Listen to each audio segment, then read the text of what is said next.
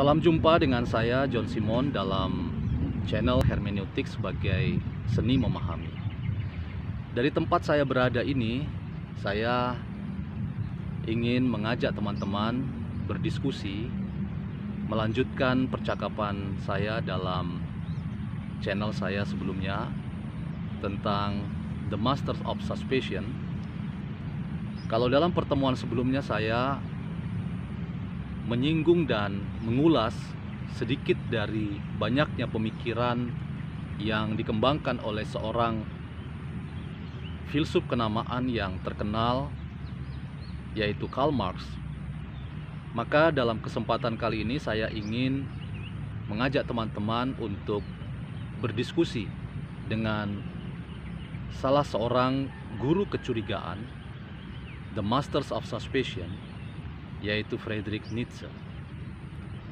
Ketika kita mendengar kata Friedrich Nietzsche, maka pemikiran kita pasti akan terbawa pada beberapa gagasan-gagasan utama dari Nietzsche.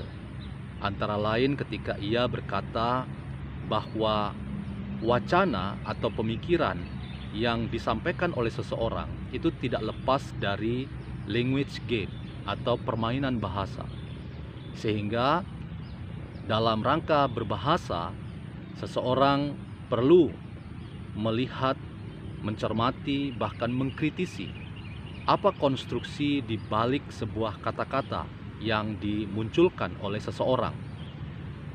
Dan dalam rangka kita bersikap kritis, maka kita harus mampu masuk ke hal yang lebih jauh yang diperoleh dari apa yang disebut oleh Nietzsche dengan studi genealogi.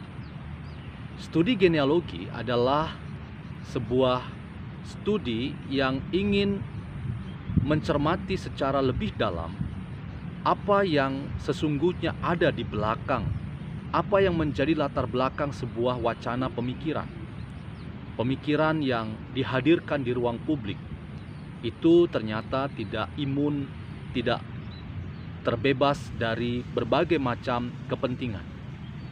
Melalui orang seperti Friedrich Nietzsche yang sangat kritis sehingga ia dijuluki sebagai bapak kecurigaan, kita dapat tahu bahwa sebuah wacana, sebuah pemikiran itu ternyata berelasi dengan kepentingan-kepentingan, bahkan seringkali memunculkan kesadaran palsu oleh karena kepentingan yang dibangkitkan oleh seseorang yang mengeluarkan sebuah gagasan atau wacana itu syarat dengan relasi-relasi ideologis.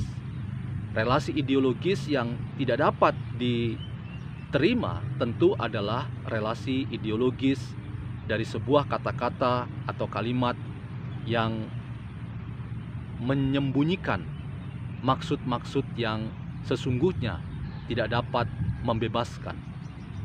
Maksud-maksud yang menyembunyikan hal-hal yang menipu, hal-hal yang kelihatannya baik tetapi sebetulnya gagasan itu mengandung hal-hal yang gelap, yang menyembunyikan hal yang membuat tidak ada kebebasan bagi siapa saja yang menikmati diskursus atau pemikiran itu.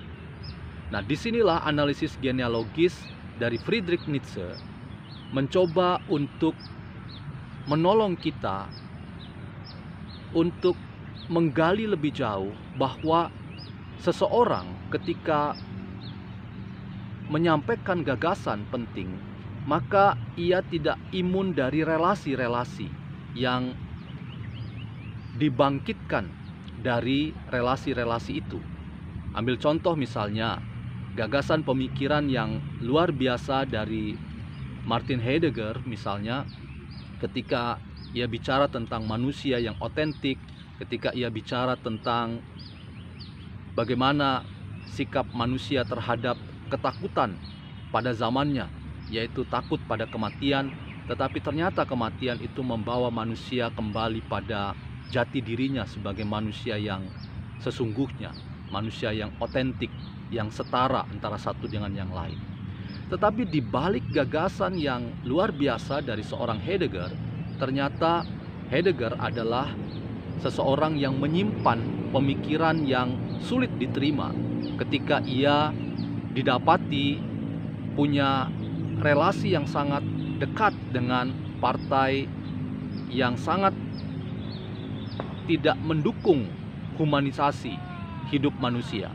Ketika ia justru tergabung dalam partai yang selama ini dikenal sebagai partai yang tidak memuliakan dan merendahkan harkat hidup manusia, yaitu Partai Nazi. Bahkan di belakang Partai Nazi tersimpan lembaran dan cerita kelam tentang berbagai teror, intimidasi, pembunuhan yang menelan korban jutaan orang di seluruh Eropa. Teman-teman, dengan kita melihat bahwa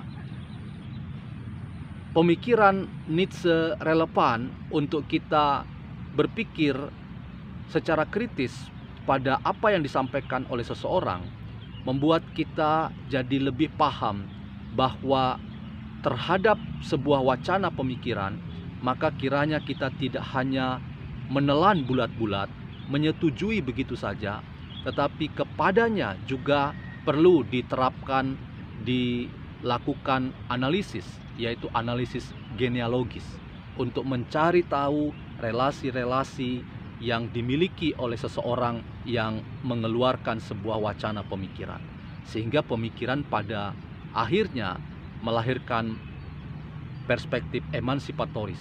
Sebuah gagasan, sebuah wacana itu dapat diterima ketika pemikiran dan gagasan itu melahirkan pembebasan bagi hidup yang sesungguhnya, hidup yang berbela rasa, hidup yang memuliakan harkat hidup dan hormat serta respek pada kehidupan yang dimiliki oleh kita sendiri maupun oleh orang-orang di sekitar kita. Teman-teman, inilah diskusi saya terkait dengan pemikiran Friedrich Nietzsche yang sangat banyak itu, dan kita kiranya memetik beberapa gagasan untuk kita bisa memakainya dalam memaknai hidup ini yang seringkali menyembunyikan kepentingan palsu yang tidak sesuai dengan panggilan sejati dari diri kita yang ingin mengemansipasi hidup yang lebih baik. Nikmati channel saya dalam kesempatan berikutnya. Jangan lupa untuk like, komen, dan subscribe. Sampai bertemu kembali dalam channel hermeneutik sebagai seni memahami untuk hidup yang lebih baik.